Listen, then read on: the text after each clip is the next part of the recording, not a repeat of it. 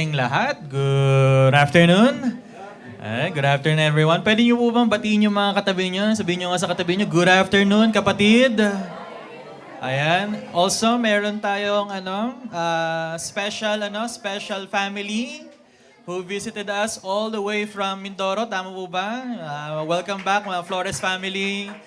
Ayan po, we love you and we appreciate you. Ayan po, tingin po natin bawat isa. Ayan. Sige po, bibigyan po ng time to mingle, to meet, to hug your brothers and sisters sa Panginoon. Ayan. Hello, si Lucky. Why, look, Ray. Ayan, sa likod siya. Okay, sige po. Pwede na po tayo makasettle. Ayan po. Ay, praise God po sa ating lahat. Nakadalo po tayo ngayong Sunday. And I'm so thankful and blessed na ako po yung naatasan ngayong Sunday upang ihayag yung salita. To be honest, sasaluhin ko lang po talaga si Pastor Roland for this Sunday. And before start, gusto ko rin po sanang isama nyo rin si Pastor Roland sa prayers nung Wednesday. Tama ba? Tama ba nung Wednesday, no? Tuesday, sinugod po siya sa emergency room. Kala po namin na na-stroke po siya. Pero we praise God, hindi naman po, clear naman po siya sa ECG niya at sa kanyang CT scan, clear naman po siya sa kanyang stroke. Pero pag-pray niya po siya, nagkaroon po siya ngayon ng Bell's palsy. Yan. So, lang po, siguro muna, relax muna siya. Mukhang sabbatical leave mo muna. 1 year daw. Sabbatical leave 1 year. Anyway, yun po. Sama niyo po siya sa prayers, maging good health po ang ating pastor. And ganun din po, samahan niyo po akong maihayag ko po ng maayos po ang salita ng Diyos. And I pray this topic po actually,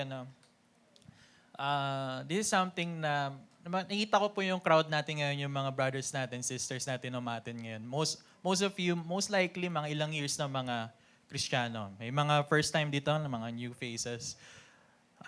Pero regardless, ito yung something na we should be eyeing. Okay? Ito yung tina-target natin na maging. Pwede po ba natin basahin yung title natin ngayong Sunday? 1, 2, 3, go. Be like Christ. Tanungin mo nga yung katabi mo, are you like Christ?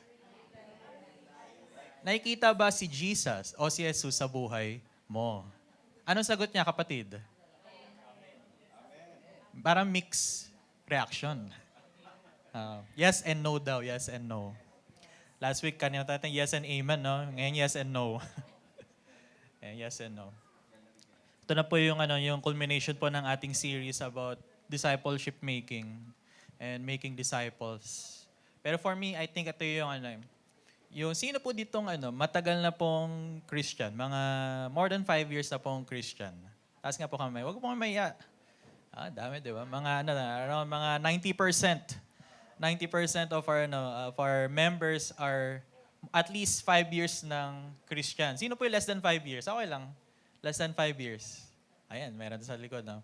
Mga less than 5 years na Christian. Okay.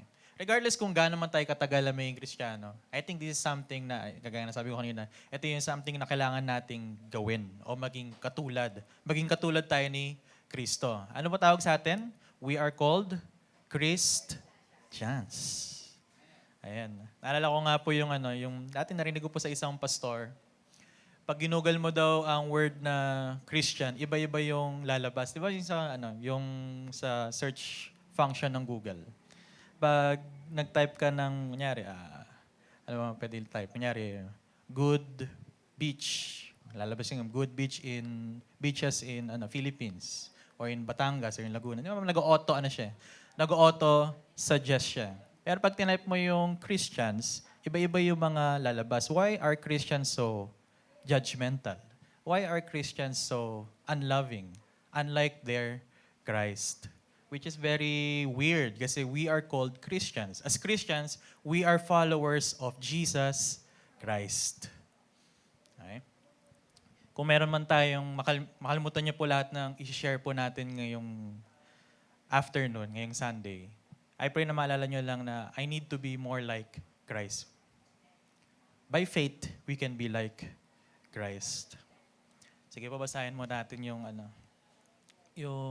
scripture scripture reference po na binigay sa atin ng head pastor natin, si Pastor Sunny. Pwede po natin basahin ng sabay-sabay. 1, 2, 3, go.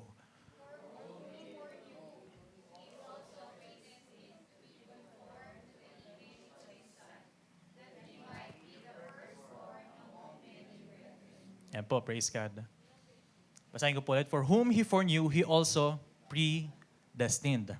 Medyo babalikan natin yung word na predestined na yan later. To be conformed, okay? Conformed to the image of His Son, that He might be the firstborn among many brethren. And yung niisip ko mabuti, ano kaya sinulat ng author na to? Yung word na conformed. Ngayon, medyo magalang tayo, medyo laliman lang natin ng onte. Pag kukunin natin yung exact Greek word ng conform, it is simorphos. Nung binabasa ko yung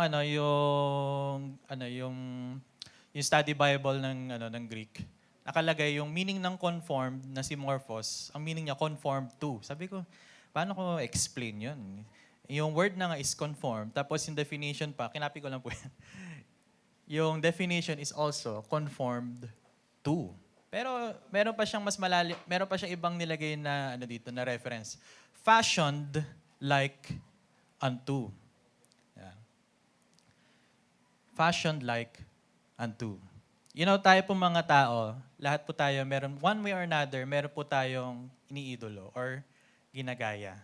Okay? Ako po personally, sa pag-keyboard, lagi ko pong, for sure di niyo po kilala.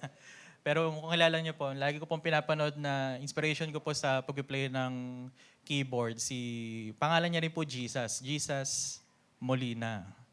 Ayan. So, lagi ko siyang pinapanood. Parang doon di ko pa magaya yung ginagawa niya sa piano or sa keyboard. Pero ayun yung inspiration ko. Pag ako yung nag-aaral o at least nakikinig ng mga keyboard players. And tayo rin, most likely, meron po rin tayo mga ginagaya. Naalala ko lately po kasi nahihilig po ako ngayon bumili sa mga ukay. Kasi na-realize ko, ang mahal pala ng mga, kunyari punta ka naalala ko si Brother Raul, bumili daw siya, bumili ka ng Uniqlo, di ba, noong nakaraan? Yan. Mga napamahal daw siya doon, bumili siya ng brand yun na Uniqlo. Even nung pumunta ka ngayon sa Zara, or sa H&M, yung mga ibang mga branded na mga stores, ang mamahal na ng mga damit doon. Parang aabot din ng 3,000, 4,000. Minsan aabot din ng 7,000, 10,000 pesos for just one piece na polo, one piece na t-shirt, or one piece na shorts o pants. Sabi ko, Lord, ang mamahal naman pamahal ngayon yung mga bagay-bagay. Pag bumili naman ako ng mga fast fashion, ang dali naman din masira. Wala bang alternative way? So, nakita ko ngayon yung mga ukay. Ngayon dun po sa lugar namin, sa Ayala, Marikina, meron po doong malaking ukayan. Tapos sabi ko, wow, may malaking ukayan dito. Kasi isang beses, mga 10 a.m. po kasi nagbubukas yung mall sa Ayala, Marikina. Papasok pala ako ng mall, pupasok mismo sa sakto ng 10 a.m. na pagbukas nila. Ang daming tao. Tapos sabi ko, anong meron? Bakit ang daming tao? Tapos nung pagkabukas ng pintuan sa Ayala Marikina, nagtatakbuhan yung mga tao papunta sa second floor, pumunta sa ukayan. Sabi ko, ano nangyayari sa mga tao? Parang meron may Armageddon na ba? Ito na ba? Na-rapture na ba yung mga saints? Nagkakagulo-gulo yung mga tao. Tapos sinundan ko sila. So nakitakbo din ako. Ano meron dito? Nakitakbo ako dito. Lang po to, last week lang po to mga kapatid. Tapos pagpunta ko po doon, nakita ko, papunta sila doon sa malaking ukayan. Ano meron dito? Pagpasok nga sa ukayan, ang gulo-gulo pa ng ukay, kung naalam, mga bumibili po dyan, naka-bail pa Grabe yung mga tao doon, sila yung nagbukas ng bail, tapos sila yung nag-aagawan ng mga t-shirt doon, ng mga polo, ganon. Tapos yung meron doon, may sumisigaw-sigaw sila doon, may dito, may Carhartt dito, may dito. May Off-White dito. Yung mga branded na mga clothes. Sabi ko, grabe yung mga tao. Parang kulang na lang magsapakan yung mga tao doon. Tapos mga kapatid, a few days ago, nakita ko po, nag-viral pala yung Ayala Marikina. na ang dami, ang dami pupunta doon. Tapos nakita ko rin, yung mga tao, ngayon nga lately, nauuso yung mga thrifting. Yung thrift culture. Nauuso yung mga ganun. Parang, they're so obsessed of looking nice. Kasi they saw sa mga rappers, nangyari sila Kanye West, o kaya nakita nila kila Bieber, ito yung suot na brand, ito na rin yung suiting ko. Yeah. Minsan po ba may na feel niyo na po ba yun? Ay, kasi in-endorse ni Chris Aquino noon, ni Sharon Cuneta noon. Siguro maganda. Kukunin ko rin. Bibilin ko rin. Gusto ko magbigay ng magandang example. Ayan. Kilala niyo po ba yung tao sa picture na yan? Yes. This is, sino to? Sino nakakilala? Sino to? This is MJ or Michael Jordan. Sino pa dito nakakilala kay Michael Jordan? Di ko wala Michael Jordan. Hindi niyo kilala si Michael si Michael Jordan, ano po siya, 6-time NBA champion.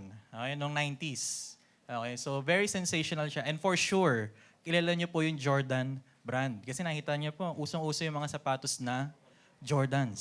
Okay? Noong 1991, ni-launch yung Be Like Mike na campaign. Sa mga po natin dito, mga members, naalala niyo po ba ito, mga 90s? Baka naalala niyo lang po ito. Be Like Mike na campaign ng Gatorade. Noong 1990, yung revenue ng Gatorade was $681 billion. Okay? And then si Michael Jordan, I think nung mga 1991, it was his second championship. So sobrang sikat niya, sobrang phenomenal yung kanyang iba po kasing datingan niya eh. Lalo pa pag napapanood yung mga videos niya, para siyang lumalambitin sa ere.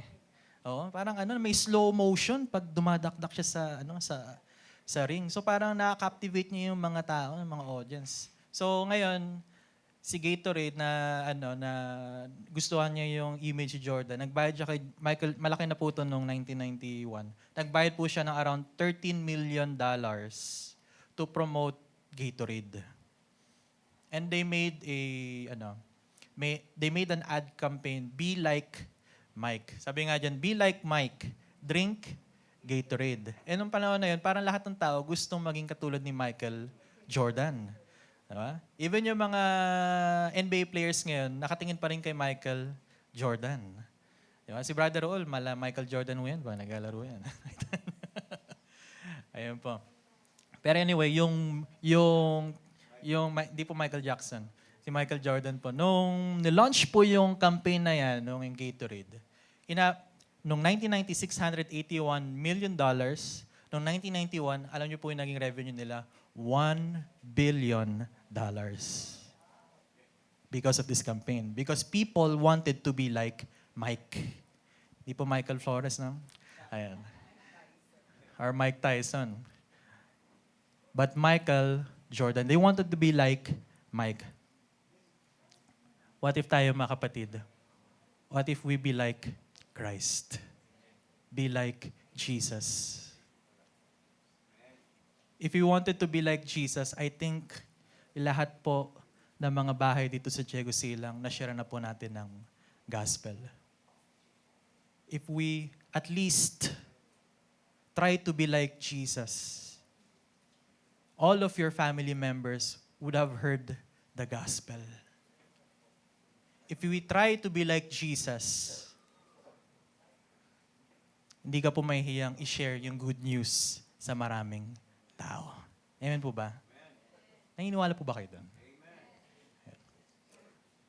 May tanong po ako sa inyo. Sino po dito gustong maging katulad ni Kristo? Amen. Pwede tayong mag-idol. We can have many idols. But for me, at least for me, Jesus is the best idol that we can have. Marami tayong pwede maging idol. Sa mga kabataan ngayon, tawagan nga na isa ito sa Lodi. Yeah, Lodi, idol. Diba? Marami mga influencers. mga makita natin sa Facebook o sa YouTube na we want to be like them. Bakit ganun? May mga ganun sila lifestyle. Pero ako, I pray, I suggest, I want to persuade everyone, let's try to be more like Jesus. Siguro pag-isipan nyo, if you will rate yourself from 1 to 10, how are you like Jesus? How are you like Christ? Is it 10? Gayang-gaya si Jesus? O 0? As in, sobrang layo kay Kristo. Pag-isipan nyo mabuti mga kapatid. Laging po namin ginagawang exercise yun sa kami mag-asawa. How are you more like Jesus? Rate yourself from 1 to 10. Sino po dito ang more than 7? Wow, more than 7 si Justin. Sino po dito 6? Wala. May 6 dito. Sino dito less than 5? Yung iba undecided. Di nila sure how to grade themselves. Now, siguro you may be asking, so, okay, Brother David, I want to be more like Jesus. But ano ba yung characteristics ni Jesus? For example, si Michael Jordan. Daming gusto maging tulad ni Michael Jordan kasi kakaiba yung mga galawan niya noon, nung 90s. Madakdak siya, tapos parang electrifying yung movements niya, tsaka meron siyang angas o yabang na parang, kakaiba yan, gusto ko rin gayahin din yon. Ngayon si Kristo, ano bang merong katangian si Kristo na dapat nating gayahin? Okay? Ask yourself, tanungin mo yung katabi mo ulit, what is to be like Christ? Ayan. Number 1 is, Jesus is sacrificial. Okay? Sabihin mo sa katabi mo, sacrificial. Willing mag-sacrifice. Okay? Sabi po dito sa Romans chapter 8 verse 1, pwede po natin basahin sa verse 1, 2, 3, go.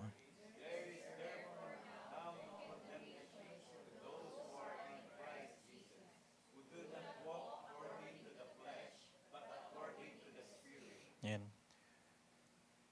Nung baby Christian po ako, kala ko po dati yung word na condemnation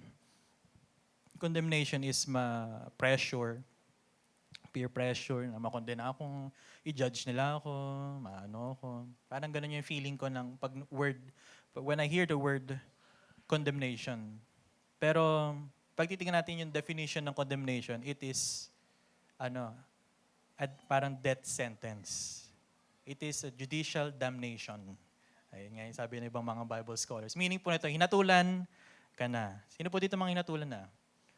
Yeah, may mga hinatulan din po tayo dito. No? Pero anyway po, pag tayo po ay nahatulan, you are judicially na-tried ka na. So by law, you are sentenced na. Diba? And we are, as we know as Christians, we are sentenced to death because of our sins. Yeah? But ang galing ng kapayapaan na binibigay sa atin ni Kristo, that there is no more condemnation to those who are in Christ Jesus, pero may caveat, who do not walk according to the flesh, but according to the Spirit. Okay? So, nakita natin dito yung tayo, bilang mga Kristiyano, we have to participate in Christ para hindi na tayo ma-condemn na. Okay? Pero paano po ba nangyari ito? Makita natin dito sa succeeding verses sa 2 to 4 ng chapter 8 ng Romans. If you have your Bible, actually, yung Romans chapter 8 yung pag-aaralan natin ngayon. If gusto mo ng reference talaga. You can read po dito sa verse 2. For the law of the Spirit of life in Christ, Jesus, has made me free, sabi ng author, from the law of sin and death. For what the law could not do, that it was weak through the flesh, pero ano pong ginawa ng Panginoong Yesus? God did by sending His Son in the likeness of sinful flesh on account of sin. So pinadala po ng Diyos Ama, sino? Ang kanya nag-iisang anak. Sino po ito? Ang Panginoong Yesu Kristo. To be in the likeness of sinful flesh on account of sin. Then ano po ginawa? He condemned sin in the flesh, that the righteous requirement of the law might be, medyo malalim lang po, might be fulfilled in us who do not walk according to the flesh, but according to the Spirit. So ano po ba ang meaning nito? Okay? Jesus has already paid the price on the cross. Okay? Siguro sa dati nating religion, or sa, baka meron pa rin po tayong ganito mentality. Iniisip natin na we can buy. Yeah? Meron nga, sabi nga nila, money makes the world go round. Pero in terms of our salvation, money cannot buy salvation. Our efforts cannot buy salvation. Our salvation has already been paid for. By whom? By Jesus. Paano po? He sacrificed himself on the cross. You might be asking, Brother David, how does it pertains to me if we wanted to be like Jesus Christ? Do I also have to die for other people? No. Pero at least have this sacrificial heart for other people. Yeah. You know, I think lagi ko po na mabanggit na narinig ko madalas to kay Pastor Peter Tanchi. The Christian life is not hard. It is impossible. Kahit anong gawin nating pilit, maging perfect na Kristiyano, hindi natin yon kaya. Umattend ka ng Sunday service, kahit gawin mo lahat, mabuti, gawin mo lahat ng ano. Pero pag wala sa atin si Kristo, it's really impossible. Di ba? Isipin mo, why should I love my neighbor kung lagi niya akong chinichismis? Why should I love my relatives kung lagi nila kaming inaaway? Why should I forgive that person kung sinaktan niya ako?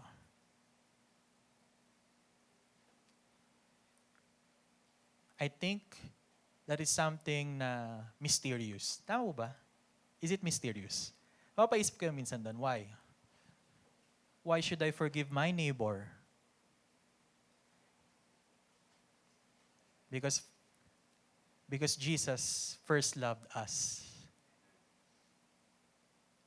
while we were still sinners. Hindi tayo karapat, dapat. Pero ganoon na lang tayo minahal ng Panginoon. That God loves us even if we are not perfect. Ang ganda nga imperfect people serving a perfect God. Ang beautiful, no? I pray na lahat po tayo maging sacrificial when we reach out other people. Sometimes, it's a hassle. I-feel natin minsan hassle, pupuntahan ko si brother, pupuntahan ko si sister, ba-Bible study ko siya, or papayuhan ko ulit, gano'n na naman ginagawa niya, paulit-ulit na lang. It's always a sacrifice to give your time and effort. Pero why do we do it sa mga Bible study leaders? Yung mga Bible study leaders, taas-taas nga po kamay nun. Why do you do it? Even pasaway minsan ng mga disciples ninyo. Why do you still go to Bible studies? Why do you still appear to these people if you feel na minsan di sila, baga paulit-ulit na lang? Kasi naramdaman mo yung grace ng Panginoong Jesucristo. At gusto mo rin yun padama sa kanila.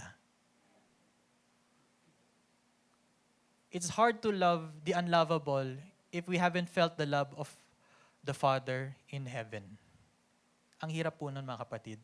Pero I pray this Sunday, ma-refresh po tayo. Na maybe it's about time na i-message mo na ulit yung dati mong kagalit. O ngitian, batiin mo na yung kapitbahay mong laging nagtatapon ng mga basura sa harapan ninyo. O kaya patawarin mo na yung kaibigan mo nagkasala sa'yo. And sabihin mo sa kanya, alam mo kapatid, mahal ka ni Jesus. That I can forgive these people because Christ has already forgiven me. And for me, we are being sacrificial in that sense. You know why? Kasi ayaw ng flesh gawin yun . The same with fasting. Yeah? When we're fasting, ano nangyari? We do not eat. Pero yung katawan natin, kailangan niyang kumain. That is being sacrificial. But loving the unlovable or the unloving, minsan, ayan, really needs greater sacrifice in our hearts. Kasi yung flesh natin magkatalo na, why should I love these people if they don't love me? Why should I care for them if they don't care for me? But remember, I think balikan natin yung Romans chapter 8 verse 1 kanina. Sabi dito is, therefore, there is no more condemnation to those who are in Christ. You know, ang sarap sa feeling kapag nawala na po yung hatol sa atin. Naalala ko po, nahuli po ako ng coding sa Commonwealth. Commonwealth Highway. Mamadali po ako nun, kasama po si Arman nun. Nahuli po kami sa Litex pa lang sa Litex. Tapos sabi ko, pagbukas niya, I think nakwento ko na yata, pero ulitin ko na lang. Pagbukas ko ng pintana, sabi ko, sir, pasensya na po, may pupuntahan lang po totoo naman po, may pupuntahan lamang po akong kamag-anak sa pagtawid ng Commonwealth, na medyo na traffic lang po sa Marikina, pero kayo po bahala kung ano po. Tapos kasama rin po yung pamangkin ko, si Jaire. Kumaway siya sa enforcer. Hello! Kumaway siya. O basta meron siya sinabi, nagpakit siguro sa... Alam siguro ni Jaire, no? Alam ni Jaire. Si Jaire ba yun man o si Luke? Si Jaire. Alam siguro ni Jaire na mahuli yung tito niya. Guys siya. Tapos siguro nakita niya, may kasama akong bata. Sabi niya, sige sir, pagbibigyan na kita. Pero sir, alam mo naman, late ka na. Dapat talaga, coding ka. Ka na. Ayoko po talaga magbigay na doon. Pero praise God, pinalusot naman po niya ako. Alam niyo po anong nangyari yan? Ang sarap sa feeling. Kasi dapat, mauhuli na ako, matitikita na ako. Pero pinagbigyan niya ako. Anong tawag po doon? Ang tawag po doon ay grace. Pinatawad ka niya. Diba? Or para pag bumili ka sa online, or pag bumili ka sa bangketa, pwede bang tumawad? Sabi ng seller sa'yo, wala naman po kayong kasalanan sa akin, wag po kayong tumawad. Pero ganun po yung concept po ng grace ng binigay sa atin ng Panginoon Kristo. Now we can forgive and love other people because Jesus has given us grace and mercy. Sarap po sa feeling, no? And yung feeling na yun, sometimes gusto mo siyang i-share din sa ibang tao. The same way na kapag may achievements ka, you want to post it on social media. Yeah. Sarap sa feeling. Gusto mo share kasi it's good news. Yeah. Or diba, kunyari may nakita kang meme, nakakatawa, di ba?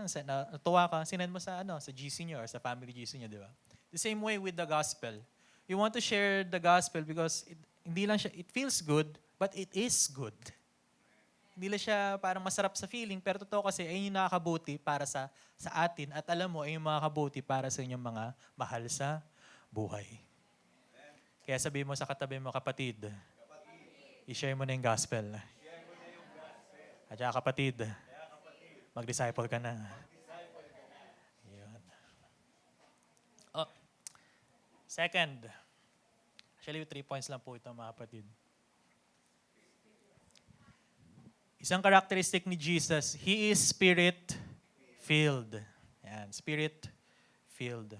Sabi po ng Panginoong Jesus, in-account niya nung Book of Luke, chapter 4, verse 18. Pwede po ba natin basahin? 1, 2, 3, go.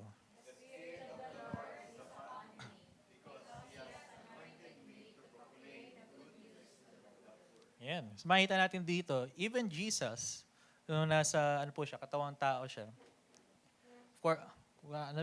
tandaan po natin, nung ang Panginoong Kristo nandito po siya sa mundo, He is both human and divine. And minsan iniisip ko, if He is already divine, is God still Spirit-filled? Pero makita natin dito sa Luke chapter 4, verse 18. Na He is divine, diba? He is also man, and the Spirit of the Lord is upon Him. So even Jesus is Spirit-filled because He has anointed me to proclaim the good news to the poor. You know, tayo dito sa church, we love topics about the Holy Spirit. Tama ba? Naalala ko po, every time na merong convention o may EGR or may mga gatherings, tapos si Pastor Sani preach na. Lalo ko po, lagi po ako na-excite kapag, every time we meet with the Holy Spirit. Or pag nagkaroon tayo ng encounter with the Holy Spirit. Pero nung lumalim akong bilang Kristiyano, I realized na aside from encountering sa ganong may manifestation of the Holy Spirit, it's important that the Holy Spirit dwells in us. Kapatid, may tanong ako sa inyo. Are you Spirit-filled? Are you Spirit-filled? Konti lang nag-amen. It's okay. I'm not here to judge you. But if we want to be like Jesus, if we want to be like Christ, I pray na lahat po tayo maging Spirit-filled. Yan. Kasi po nung tayo po na-baptize, na-indwell na po sa atin ng Holy Spirit. Pero syempre, kailangan lagi po tayong we are always filled by the Holy Spirit. Sabi po sa Romans chapter 8, verse 11. Pwede po ba natin basahin? 1, 2, 3, go. But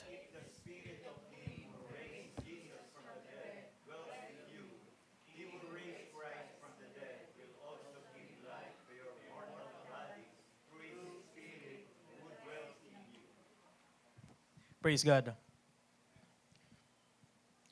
So the Holy Spirit, through the power of the Holy Spirit, di ba, naalam po natin, sa mga basic po, para na katangian na what we believe in. Okay? We believe that Jesus is God, turned man, who died for our sins, namatay po siya, paid the sins on the cross, and He rose again. It's really important. And sino po ba yung nag-enable sa Kanya? It is the Spirit of Him who raised Jesus from the dead. Okay? And yung Spirit na to, it dwells in us, tayong mga mananampalataya. And He who raised Christ from the dead will also give life, sa atin din, to your mortal bodies through His Spirit who dwells in you. And may kaakibat po ito. Pagbabasahin po natin, konti lang po sa verse 15 to 17. Pwede po natin basahin. Sige nga po.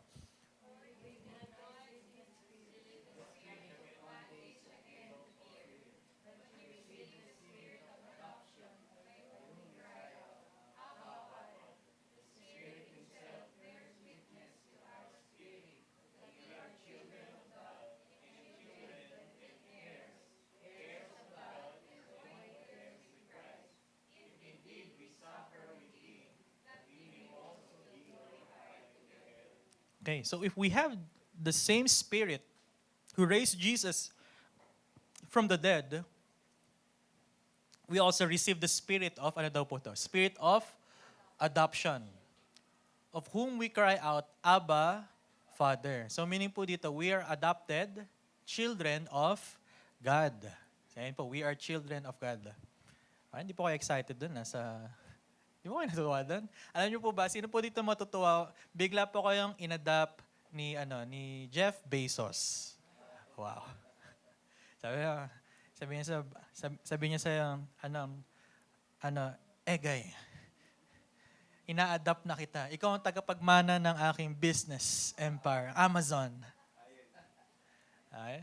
O kaya kinausap si Justin. Kinausap siya ni Elon Musk. Justin. Ganda yun, Dadali kita sa Mars. Biro lang po. Justin, ibibigay ko sa iyo yung Tesla. Yun na. Ganda lang kotse, di ba? Pogi. Ang saya, di ba? Yung maisip mo yung notion na yun na ma-adapt ka ni Jeff Bezos, ni Elon Musk, o ni Bill Gates, o sa'yo na. Every time may bibili ng computer, kunyari, sabihin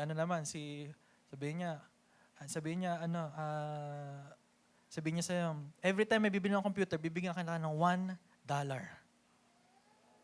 Ang daming computer.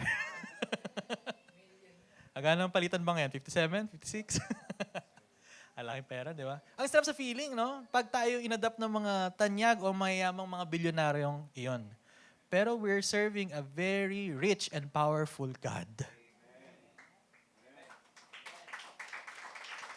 Shouldn't we be excited na we are His children? Si Elon Musk, magkano na ba net worth niya? 200 billion?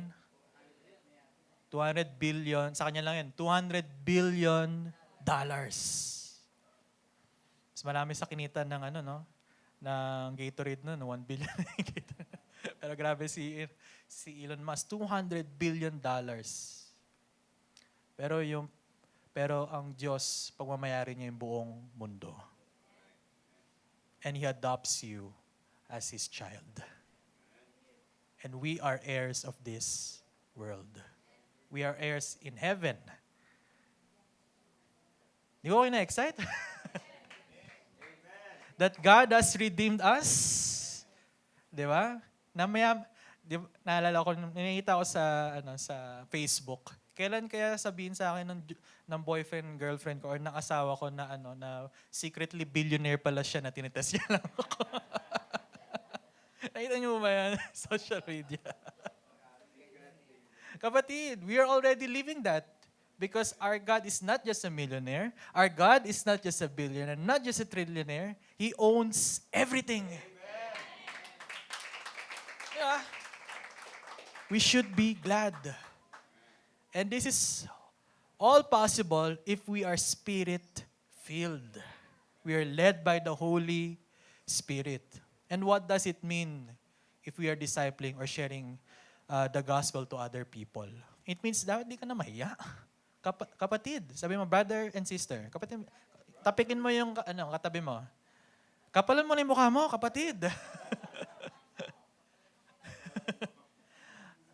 Oo, kasi I'm pretty sure yung mga anak ng mga bilyonarong ito, pag pumunta sila sa isang mall, pumunta sila sa isang restaurant, wala silang pakialam kung may reservation sila o hindi. Anak ako ni Bill Gates. Anak ako ni Jeff Bezos. Anak ako ni Elon Musk. You know, when we're presenting the gospel to other people, kailangan meron tayong confidence, anak ako ng Most High God. Amen po ba? Palakan po natin ng Diyos na buhay. I need a praise break kasi nauuhaw po ako. Anyway po. Ang ganda sa feeling. Actually, I keep saying feeling. Pero yun yung natural na reaction ng spirit natin na filled, no, yung flesh, yung bodies natin if it's spirit filled, no. Ang sarap, it feels great na knowing and meron tayong assurance na we are serving a powerful God. Kaya wag na po tayong maya, mga kapatid. And last characteristic ng Panginoong Jesucristo. Ayan. He is also humble. Sino po dito ang matapang mapagsabi sa akin ngayon na siya ay humble? Hambog daw pala, no? Hambog pala yun, no? Let's see paano naging humble ang Panginoong Jesucristo. Makita natin sa Romans chapter 8, verse 18. Pwede po ba natin basahin? 1, 2, 3, go. For I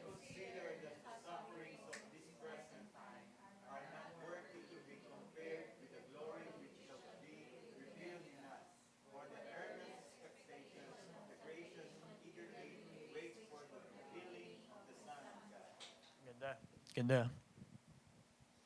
You know, ang Panginoong Jesus, nung nagkatawang tao siya, the fact na naging tao na po siya, nagkatawang tao po siya, nagsuffer na po siya agad. Kasi na-feel niya yung masaktan kapag, sino po dito nakaapak na ng mga, mga Lego, mga pako, di ba sakit sa pa. For sure, one way or another, wala lang sa Bible, no? Pero for sure, one way or another, naramdaman din yun ni Jesus. Di ba? O yung nadapa siya, sugatan. Di ba? For sure, naramdaman din yan. Yung pagchismisan siya ng mga disciples niya, siguro marahil na, actually, baka naranasan niya talaga yun. Di ba? Even yung traitor rin siya ng mga taong pagkakatiwalaan niya, nangyari sa kanya yun. Di ba? And, pinagkalulu siya at pinako siya sa krus. Di ba? Sa krus para mamatay sa ating mga kasalanan. Diba? He was crucified. ang Panginoong Jesucristo, naramdaman niya yung mga sufferings na yun. Because He is humble enough to do it. Yeah. Naalala ko, pansin ko, sino po dito yung may mga service, may mga motor at sasakyan? Taas nga po kamay. Praise God po. Praise God. Praise God po. You are blessed by God na nagkaroon po kayo ng service. Pero sa mga may service, may mga motor, tsaka sa mga may sasakyan, gusto niyo pa rin ba mag-commute? Dahil sa Pilipinas, hindi sa ibang bansa. Sa ibang bansa, sarap mag-commute eh. Dahil sa Pilipinas, gusto niyo pa rin ba mag-commute? No. Lalo na pag nakamotor ka, singit ka na sa traffic. Lalo na kung nakasakyan ka, pag umulan, okay lang, walang problema. Kaya mainit, di ba? Ayaw mo na mag-commute kasi commute, lalakad ka pa, pangit ng transportation system sa Metro Manila, ang hirap. Di ba?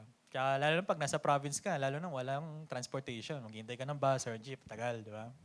So ganoon din yung feeling eh. I think pwede natin ni-relate din kay Kristo yan eh. Na Jesus is already in heaven, seated at the right-hand throne of God. Pero bumaba siya. Bumaba siya dito sa mundo para sa atin. Sabi nga dito, for the creation was subjected to futility, not willingly, but because of Him who subjected it to hope. Sabi dito sa Romans chapter 8 verses 24 to 25. For we were saved in this hope. Okay? But hope that is seen is not hope. For why does one still hope for one he sees? But if we hope for what we do not see, we eagerly wait for it with perseverance. Yan. Pero sabi nga po dito sa Romans chapter 8, na we were saved by this hope. Ano ba yung hope na to? Our hope in Him. Him who paid our sins on the cross. That we are inheritors. We are heirs in heaven. That we are His children. That is our hope. That one day, of course, lahat po tayo tatanda. At lahat din po tayo ay iiwanan po natin ang ating mga mortal bodies na ito. And dating din yung panahon na we will meet face to face with our Creator. Ang sarap siguro. I hope, actually, that's my hope. I hope, pagdating ko sa heaven, when I see my Creator, masabi niya sa akin, well done, my good and faithful servant. That is my greatest hope. I pray that is also your hope. That the Creator recognizes you. At sabihin niya sa'yo, you are my good and faithful servant. Well done. Yung mga bata, pag sinabi ito, good job. Lalagyan mo ng star, tuwan-tuwa na sila. I think even tayo bilang adults, it feels good. And it feels right. It is right. When our Creator tells us that we are good and faithful servants. That is our hope. So what should we think about? Our hope. Ayan, so medyo lang po. Makikita po natin sa Romans chapter 8 verse 28. Pasensya na po, hindi lang pumayos yung Pero makita po natin dito na, and we know all things work together for good to those who love God, to those who are called according to His purpose. That is also our hope. That all these things will work together for good. You know, di ba? Ang sarap isipin na at the end of the day, it will be all well. It is well. It will be good. Kapatid, you may be traversing o kaya dumadaan ka man sa mga matinding pagsubok ngayon. It may be health, it may be finances, it may be about your family, okay? It may be mentally, or baka may mga iniisip ka sa mga agam-agam ka. Pero gusto ko bigyan tayo ng hope that all these things will work together for good. To whom who love God. Do you love God? Amen. Do you love God? Amen. And ito pa. To those, who are called according to His purpose. Are you called by God? You know, marami mga scholars, Bible scholars nag-aaway po sa scripture dito. Now, there are people who are called according to His purpose. Some people, they believe in predestination. Okay? Meaning ito,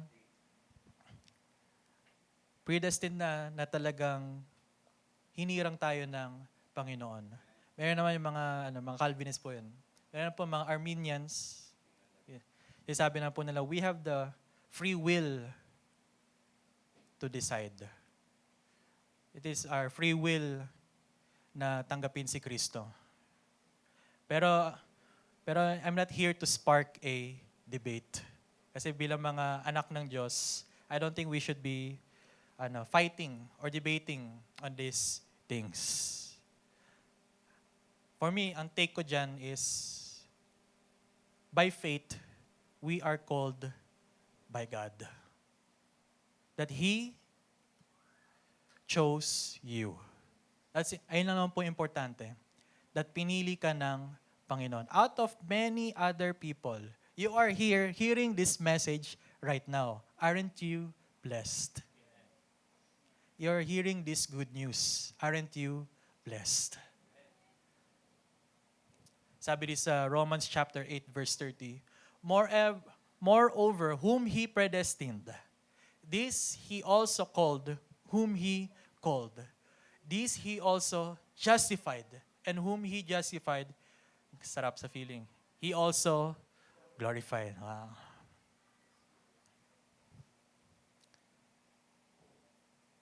Di ba, sarap naalala ko nung nag-take ako ng entrance examination nung college. Nag-apply ako sa UP tsaka sa Ateneo. Hindi ako pinili. Hindi ako pinili. Sabi ko, well, Lord, di ba? Di ako napili. Parang dinamdam ko siya. Di ako napili ng mga universities na ito. Tapos nag-apply po ako sa UST. Praise God na tanggap naman ako doon. Pero parang there's still this bitter feeling in my heart na am I not enough for these universities para piliin ninyo? Pero binago ni Lord yung perspective ko. Hindi ba importante na may school na pinili ka? And that is already enough. Sometimes we compare ourselves to other people. Siguro iba may mga feeling mo na sila, sumakses na. Sumakses na sila. Do you think ba yung katabi mo sumakses na? Sumakses na ba yung katabi mo? Tingnan mo nga kung sumakses na. Yeah. Sumakses na ba? Sumakses na? Level up na ba yung katabi mo? Sumakses na ba? Iba mo,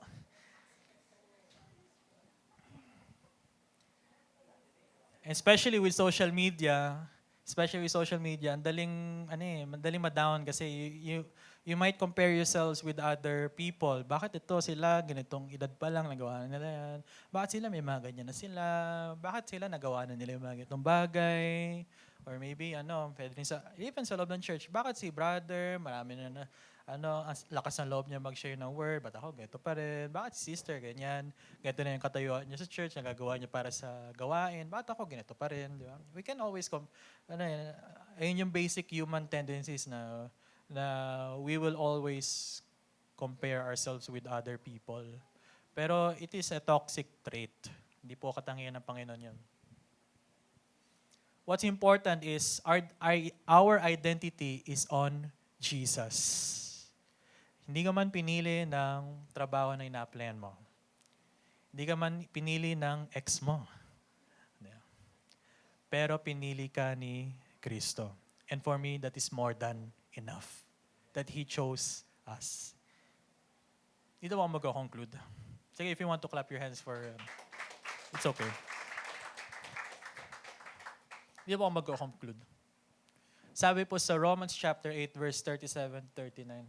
It's a fitting conclusion din po ng chapter 8 ng Romans. Pwede po ba natin basahin? 1, 2, 3, go.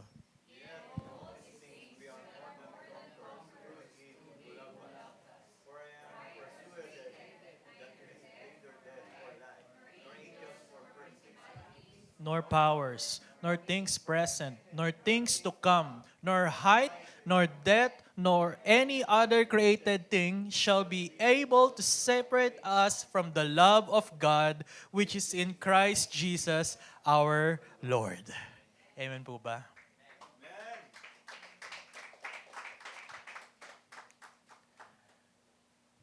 Ganda.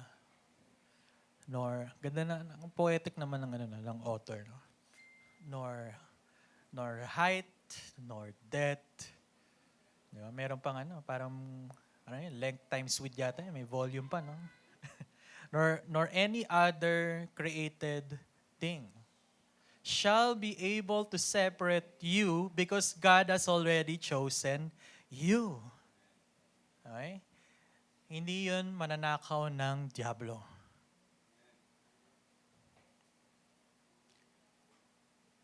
No one will be able to separate us from the love of God, which is in Christ Jesus, our Lord. Kaya nga po, isang katangian, then you may be asking, Brother David, am I really called by God? I would like to tell you, kapatid, yes, by faith, you are called by Christ. You need to believe it. Kasi sabi nga ng scripture kanina, paano siya magiging hope kung nakikita mo siya?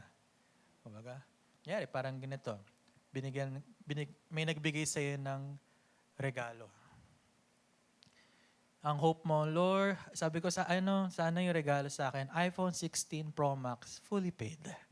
1 terabyte. Paano siya maging hope kung nakikita mo na iPhone 16 Pro Max yun nandun? Yeah. Maging hope lang siya kapag nakabalot, iyon. Yeah. Diba? Parang may iba siyang nagagawa. May suspend. Yan, magandang word. May suspense siya. Doon ka nag-hope. You're hoping na yung laman yun is in nga. Diba? Especially when you're opening presents, diba? You're hoping something good na lalabas sa present na yan. And then, ayun nga po mga kapatid, ayun nga po yung gift of God sa atin. Yung grace niya. Diba? And that is our hope. That this love of God cannot be separated from us. So I pray po mga kapatid, as we end, let us be more like Jesus Christ. Natutuwa ako sa nagsumagot ng 7 and 6. At least you know where you're standing, no? I mean, ayun yung rating niya sa sarili niya. Iba-iba naman tayo ng rating sa sarili natin. Yeah. But it's important na let's try to think about it. Kung nga pag-uwi niyo sa bahay, let's think about it or discuss it with your family members or your friends. Yeah. Paano ba ako mas malapit ba kay Kristo? Ano ba yung score ko ngayon?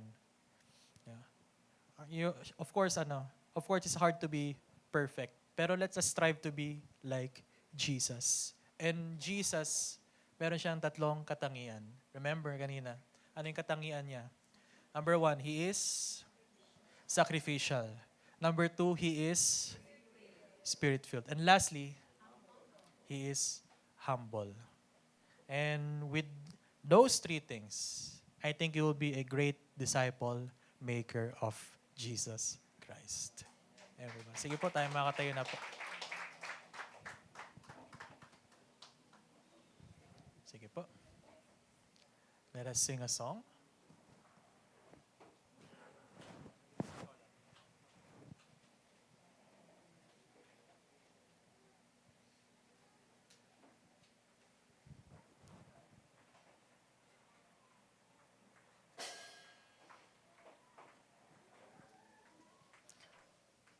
Let us be in the spirit of worship.